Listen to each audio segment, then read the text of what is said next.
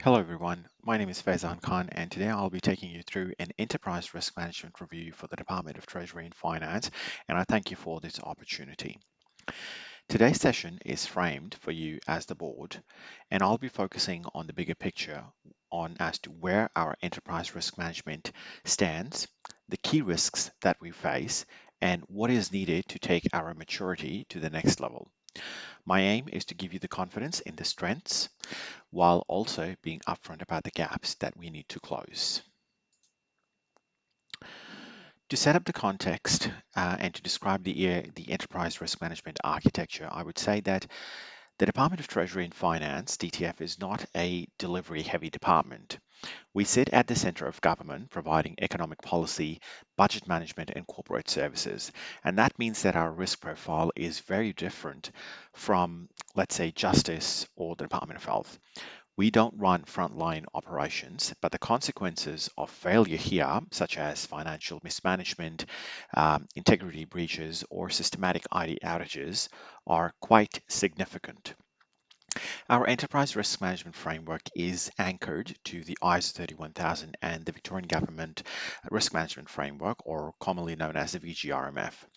And we've designed a process cycle that is consistent with these frameworks, that is to establish context, identify, analyze, and evaluate, treat, monitor, and review all of the risks that are prudent to DTF. But the frameworks on paper don't really manage risks. So this year, as the Secretary has identified, we've deliberately called it the year of operationalizing risk.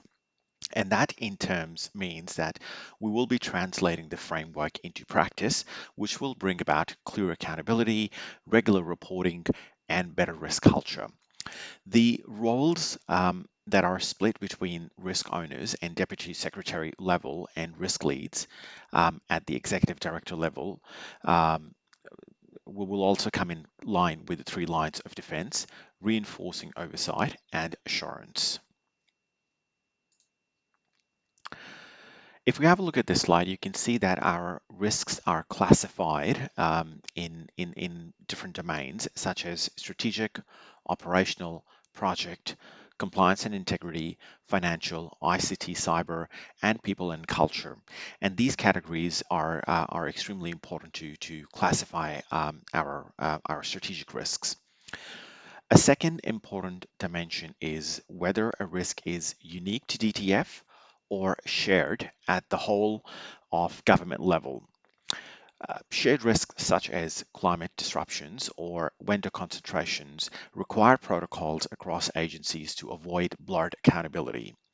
And finally, appetite statements are only meaningful if they flow through to tolerance thresholds and measurable indicators or KRIs, key risk indicators. For example, it's not enough to say that we have a low appetite for compliance breaches. We need tolerances like zero late attestations and key risk indicators like training completion rates or audit findings.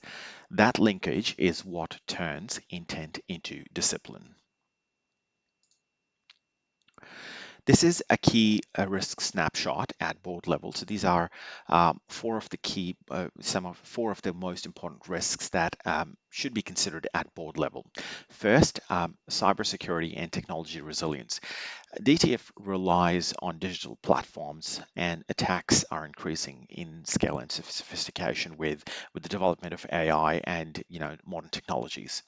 Secondly, as you know, DTF, Department of Treasury and Finance, financial management and budget volatility is extremely important to be overseen. So our mandate to oversee state finances exposes us to volatility from reform programs and external shocks.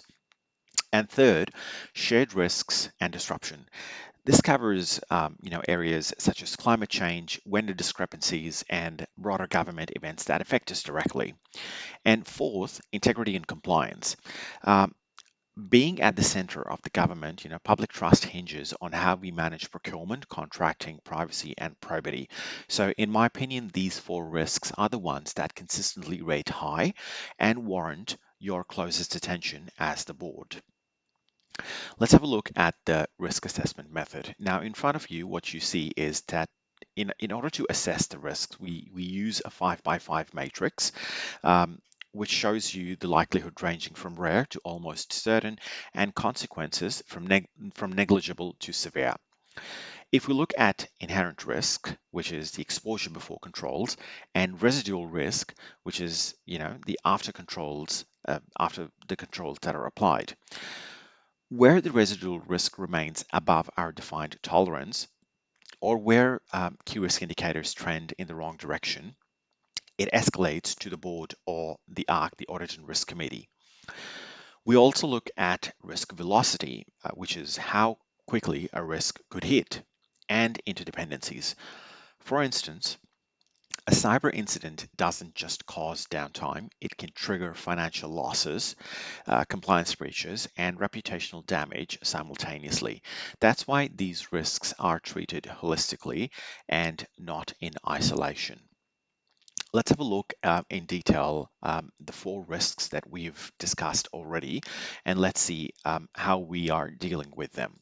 So to start off, I can talk about cyber security and the technology resilience. Now, cybersecurity is consistently rated extreme at the inherent level. Even with strong controls, it stays high. Our current controls include multi-factor authentication, cyber patching, security operations monitoring, and backups. But having said that, despite of these current controls, there are still pain points such as legacy systems. Being in the public sector, we still rely on systems that are outdated. They are not regularly. We don't receive as modern updates as the private sector, which means that we need to stay up to date to all of these legacy systems. These also include fragmented tools, which we may be using to audit our current systems. It also includes vendor reliance and untested recovery confidence. Because of these gaps, the risk pushes us outside of our stated tolerance, and that means that we need a stronger escalation on the indicators. We need we need scenario-based playbooks, and we also need deeper vendor assurance. So the key message for the board to take away here is that this is not just an ICT risk, it's an enterprise strategic level risk, and it demands the board's attention at all times to ensure that not just the controls are implemented appropriately, but also if there are further treatments that should be required, should be added in, which we will look at a later stage. Let's have a look at the next risk, which is the financial management and budget volatility. Now, financial risks are high by nature, given our central role. The current governance, which is budget variance reviews, program gateways, and audits, these help us, to keep the residual risk to moderate, but there are gaps as well in this. So these gaps include benefits realization, which is not consistently tracked, reform risks, which are not quantified well, and scenario stress testing isn't the routine that is followed so vividly. This means that while day-to-day processes are solid, longer-term systematic shocks could still catch us out. So strengthening benefits and tracking and embedding stress testing are key actions to bring this closer to our desired tolerance level. Let's have a look at the next risk, which is shared risk and disruption. Now, this category is becoming more and more critical as the climate events, vendor failures, and supply chain shocks, they diversify, they become even a more disruptive event for DTF. We Whilst we have business continuity plans, supplier contracts, and insurance in place, there are certain elements that are missing, such as governance, like who leads shared risk. This is a question that often pops out, and there is no clear accountability on it. What are the KRIs that are monitored jointly, and how often do agencies test response together? Without these shared risk protocols, there's a real danger of gaps in accountability, and these risks can't just sit in in a register itself.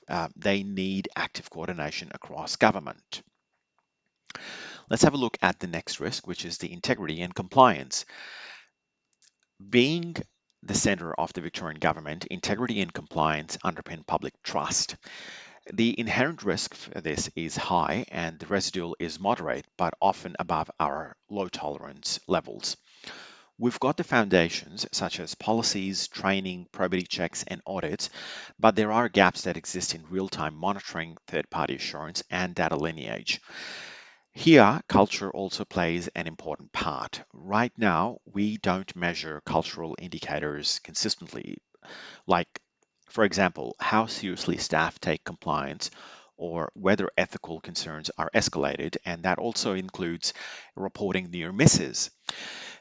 Building these cultural metrics is as important as system controls because without having appropriate training in the staff, without having that knowledge base in the staff, and without realizing that every single near miss is as serious as it could be considered for anything else, we will always remain above the low tolerance.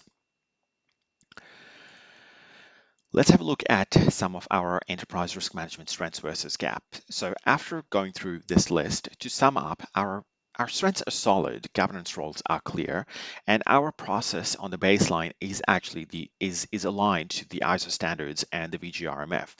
And the Audit and Risk Committee has a steady reporting cadence, which is quarterly. But the four gaps that we have, which are major, are um, eh, that our appetite is not yet translated into tolerance and KRIs, shared risk governance is unclear, tooling and data standards are inconsistent, and culture measurement is patchy. So the message here is that bones are good, but the muscles really need the work.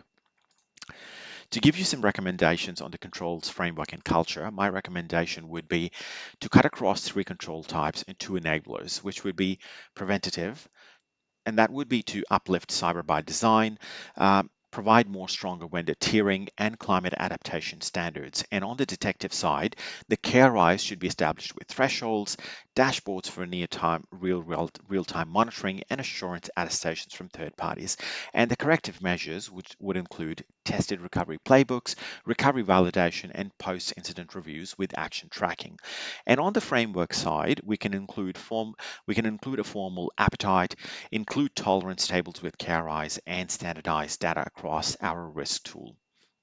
And on the culture side, we should set training targets, run pulse surveys, and aim for VMIAs, the optimizing benchmark. On the shared risk side, we should lock in protocol with the lead agency and have joint risk registers and annual exercises. Let's have a quick look on the emerging and our emerging risks and future proofing. So looking forward, three areas need our attention. First, AI and automation. There's a huge upside, but real risks in model bias. There are data leakages and third-party tools without governance. Foreign interference and disinformation is something that is often overlooked. Deepfakes and social engineering really could undermine trust and decision making. And last but not the least, vendor concentration. Our reliance on state purchasing contracts and third-party vendors is really critical. So our reliance on few critical suppliers is a resilience risk if we can't switch quickly. These aren't all just distant risks, they are already in play, and our job is to put anticipatory controls in place now. To sum up, the foundations are there, but the next 90 days are really critical, and we should really emphasize on endorsing the appetite, which is to include tolerance tables and work on the shared risk protocol. We should confirm the risk tools data standard and pilot a dashboard with key risk indicators. We should also look at setting training targets and conduct a culture survey cadence. And last but not the least, review the rationalized risk list and endorse thresholds at the board level. If we do these things appropriately, we'll move from frameworks to behaviors and from compliance to genuine assurance. That's the real test of risk maturity. Thank you so much.